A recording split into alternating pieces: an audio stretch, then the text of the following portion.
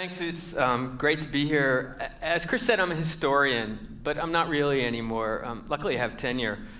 But over the last few years, I've been involved in a kind of ethnography. Observing Starbucks mostly. And my son the other day asked another kid what that kid's dad did, and the kid said, he's a banker, and my son said that I work at Starbucks. And I really have. I spend about 12 hours a week there and looking and watching what people are doing and talking to people about Starbucks. And it's sometimes a painful experience. I've listened to more Alanis Morissette than any person should have to in their life, in acoustic no less. But so in this, but what is it, the line? In all seriousness, I started this book project with a kind of single proposition, and that was that what we drink has meaning. It says something about who we are, and that in many ways, consumption is a kind of democratic form. And I don't want to push this too far, but we make choices with the money we have, and those choices, again, tell us something about who we are. And so what I'm studying in many ways is a mass phenomenon. Starbucks started out, and you'll see this, Starbucks started out in 1971, this isn't the store, as a kind of whole earth catalog kind of entity with some counterculture to it. And that was bled out. And now there's 13,000 Starbucks around the world in about 30 countries. And, there's just a kind of, Starbucks is everywhere. This is Paris. But part of what's going on here, just to sort of look at the phenomenon itself, again, there's 13,000 stores. This is in China, in the Forbidden City. But again, there are 13,000 stores. They employ 100,000 people. They open a store every 6 hours. But most importantly to me is, I love this one, like you can't wait one terminal to get to another Starbucks.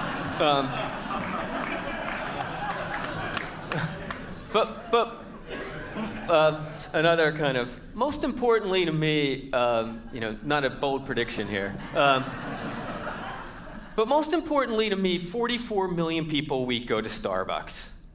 That's a lot of hits. And that's what I'm interested in, what these 44 million people are doing a week. A lot of them are repeat customers, obviously. And people do different things at Starbucks. And I want to talk a little bit about a lot of that. I want to talk about the meaning here. And the first thing is, as you know, the coffee's not cheap. It's not wildly expensive, but it's not cheap. And so one of the things I want to propose is something for us to think about, and something I think about is why people pay the premium. Not long ago, I was at a Starbucks at 18th and Broadway, and I don't know if any of you have ever been to the store. It's a really long store, and the line was literally out the door. But I was facing out onto 18th Street, and there was a little cart selling gourmet coffee for 50 cents. There was nobody there. So again, I want us to think about why people are willing to pay the premium. And here's a story about, apropos of yesterday, right, and what's going on.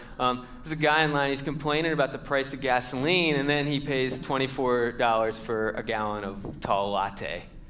So why are people paying the premium? And again, what can we learn from the purchases we make? Now, I'd suggest there's kind of three ways to think about this consumption. One would be functional. One would be emotional, and a third would be expressive. And I just want to kind of run through these categories. You can tell that I'm a teacher. You have to have a list of three so people can take notes. Sorry, I don't mean to be talking down to you. But part of it's functional. This is the molecule for caffeine. And you can say whatever you want. About caffeine, but people are addicted to caffeine. And Starbucks, I don't want to push this too far, but all right, well, Starbucks is, I think not by accident, the most caffeinated coffee on the market. A cup of Starbucks has twice the amount of caffeine as a cup of Folgers. Now, you could be conspiratorial here and think like cigarette companies of old, that they're trying to hook people early, but that would be for you to think about. But I would suggest, in other words, there is a functional sort of aspect to this, that people need to serve their addictions. And that Starbucks wouldn't work, I don't think, if it wasn't an addictive product. And not only do they sell highly caffeinated coffee, they sell it in mass amounts, not just to everyone. I mean, 20 ounces of highly caffeinated coffee is enough to addle anyone's brain. So in the functional terms, they're a caffeine delivery service, legalized, right? And so that's the functional part. There's also an emotional part to it. Now, by emotion, it means that you feel better about yourself. I mean, it's simple as that. And I talk to people all the time, and I ask them why they go to Starbucks. Why would you buy that drink? I think that's a caramel whatever. It's a caramel something or other that costs a lot of money. And what people will say is, I had a test, so I bought myself a treat. I had a hard week, so I go on Fridays to treat myself for the week.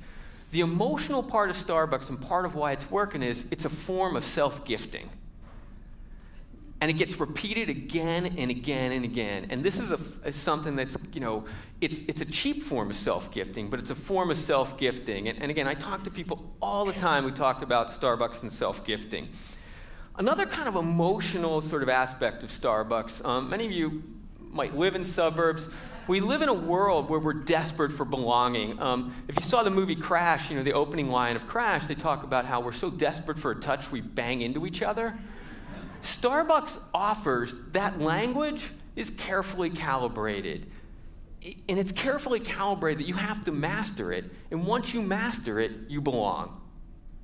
They're trying to form a community of belonging, corporately sponsored, and they coach their baristas. It's in the manual, which I don't have a copy of because it'd be illegal, but I do have a copy. And it says in that, it basically tells people to remember names. All of this is to form a connection in a world where we're desperate for connections. That's part of the emotional part of it. I don't have a slide for this, and I know that's kind of criminal in such a situation, but I would say a third form of emotional connection that people develop at Starbucks is a desire for predictability.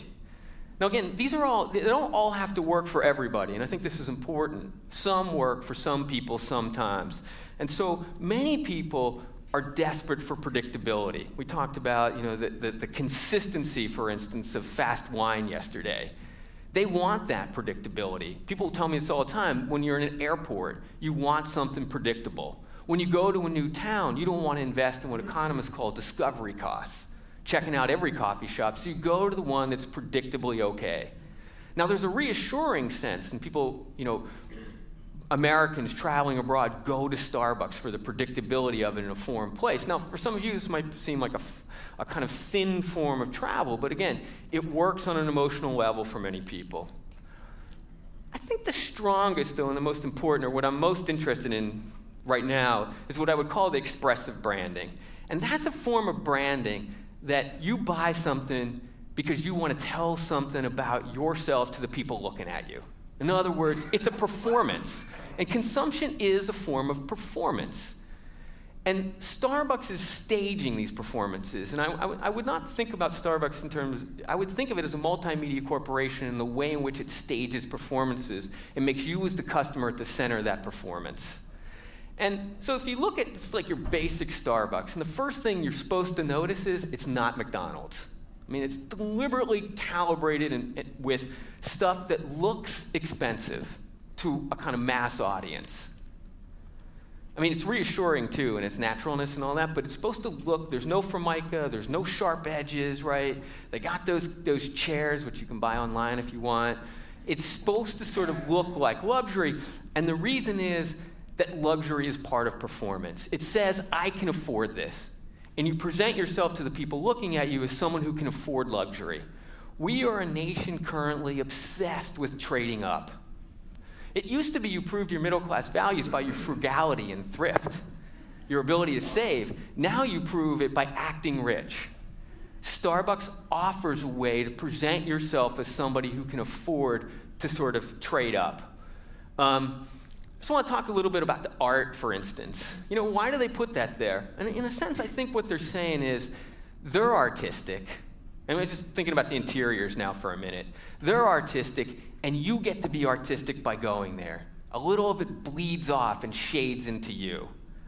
And the art speaks to one other thing about Starbucks. There's an attempt to engage with hip, but it can't be too hip.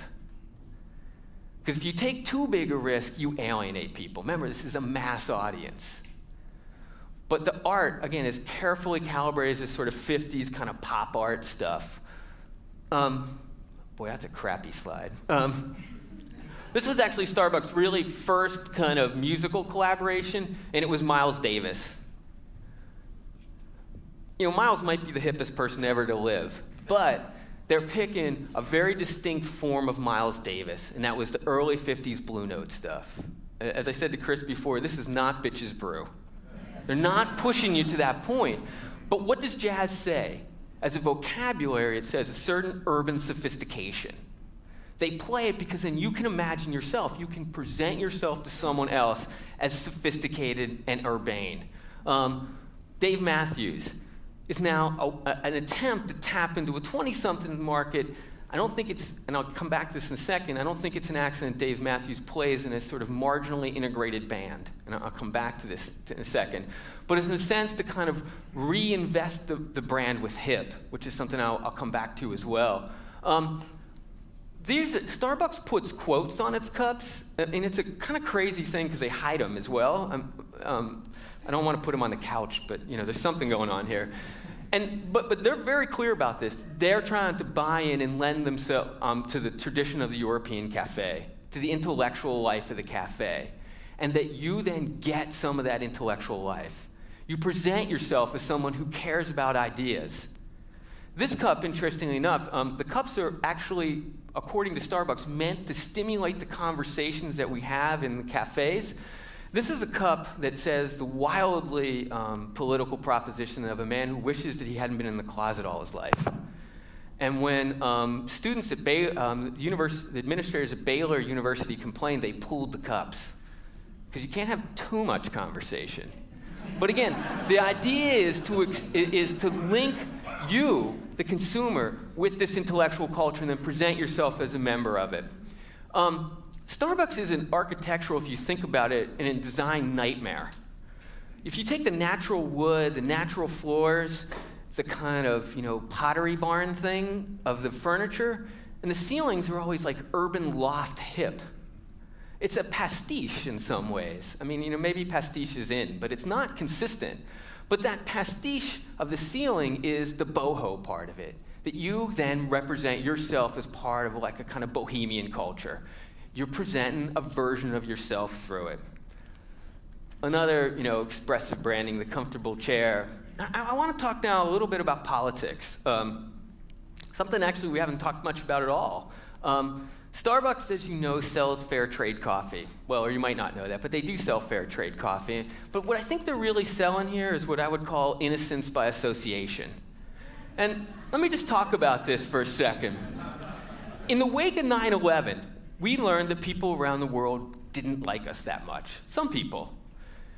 We've learned that globalization is a really dicey proposition, filled with exploitation, filled with inequities. And frankly, we don't feel very good about it. And what fair trade coffee, in a sense, does is allow you to say, look, I'm involved in the global world, and I'm innocent of any crime but that's what it is. And Starbucks plays this one step further. They are the largest consumers of fair trade coffee in the world, yet it represents only about 3% of their total buy. But go into a Starbucks, and they almost, and particularly in university towns, and they put the fair trade coffee right by the door. Any of you know anything about the science of selling? That's not a selling place. It's a message place. They're planting the idea because it makes people feel good about themselves. It's not, I mean, I'm not sure fair trade can solve the problems, for instance, of Rwanda, where they're now buying fair trade coffee. We probably feel White America probably feels worse about race than almost anything else. There's a new book by Shelby Steele, a professor at Stanford, called White Guilt. And we work very hard in this country, and I don't mean to exclude anyone, I'll talk specifically about the white middle class, to dissociate ourselves from our nation's racial past. And it is an ugly and difficult past.